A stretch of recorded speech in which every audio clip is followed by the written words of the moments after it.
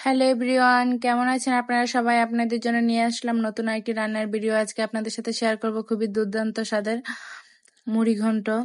মুড়িঘণ্টর জন্য আমাদের প্রথমেই লাগছে 1 কাপ পরিমাণ পোলাওর চাল, যেটা ভালো করে ধুয়ে জল ছড়াতে রেখে দিব। তারপর লাগছে আলু, যেটা কিউব করে কেটে রেখেছিলাম। তারপর লাগছে কাতলা মাছের মাথা। মুড়িঘণ্টটা বেশিরভাগ কাতলা মাছের মাথা দিয়ে খুবই ভালো লাগে, তাই আমি এখানে 2টা বড় সাইজের কাতলা মাছের মাথা নিয়েছিলাম। এবার কাতলা মাছের মাথার মধ্যে এক এক করে হলুদ আর লবণ দিয়ে ভালো করে মেখে নেব।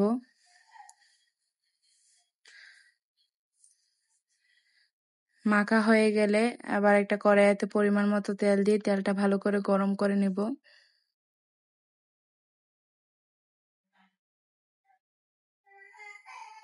যখন গরম হয়ে যাবে তখন এক এক করে মাছের মাথাগুলো দিয়ে দিব। মাথাগুলো দিয়ে একটু লাল লাল করে ভেজে নেব।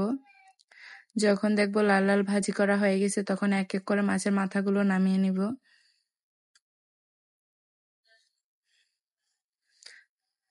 মাছের মাথাগুলো নামিয়ে এর মধ্যে কেটে রাখা কিউব করে আলুগুলো দিয়ে দিব। সাথে খুবই সামান্য পরিমাণ হলুদ দিব।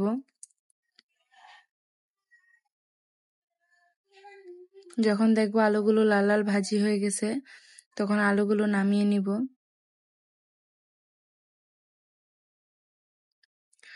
নামিয়ে ওই কড়াইতেই ধুয়ে রাখা পোলাওর চালটা ভালো করে দিয়ে ভালো করে ভেজে নেব।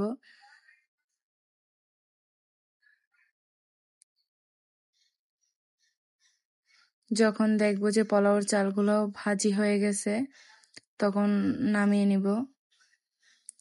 নামানো হয়ে গেলে আদা পেস্ট করে নেব।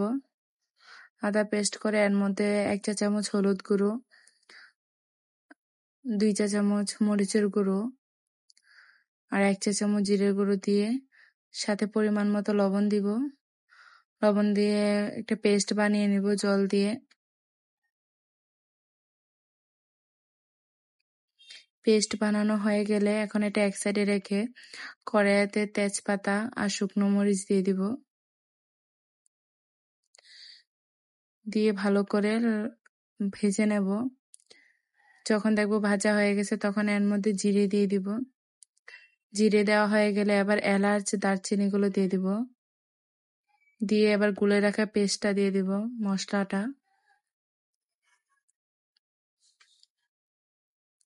দিয়ে একটু সময় নিয়ে কষাবো।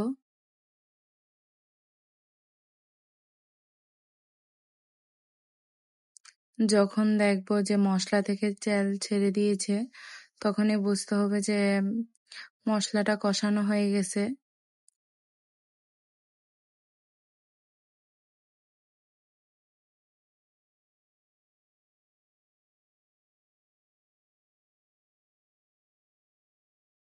আমি অনেকক্ষণ সময় নিয়ে মশলাটা কষিয়েছিলাম।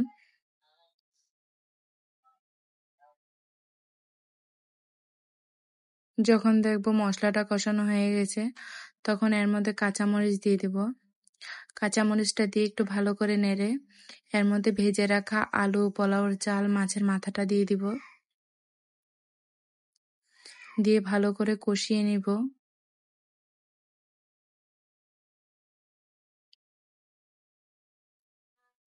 এই সময় একটু সময় নিয়ে কষাতে হবে।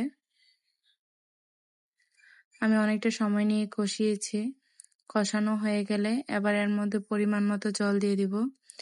জলের পরিমাণটা একটু বেশি দিব, কারণ হচ্ছে চালগুলো একটু সিদ্ধ হতে হবে, তাই জলের পরিমাণটা আমি একটু বেশিই দিয়েছি আলু আর চালগুলো সিদ্ধ হওয়ার জন্য।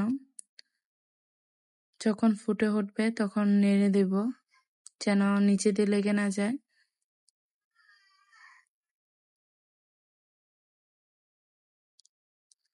দেখুন আমার মুড়িঘণ্টটা প্রায় হয়ে গেছে। চালটাও প্রায় 80% সিদ্ধ হয়ে গেছে।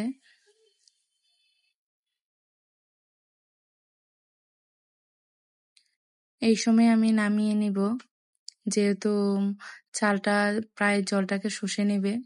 আমার মুড়িঘণ্টটা কেমন হয়েছে অবশ্যই জানাবেন।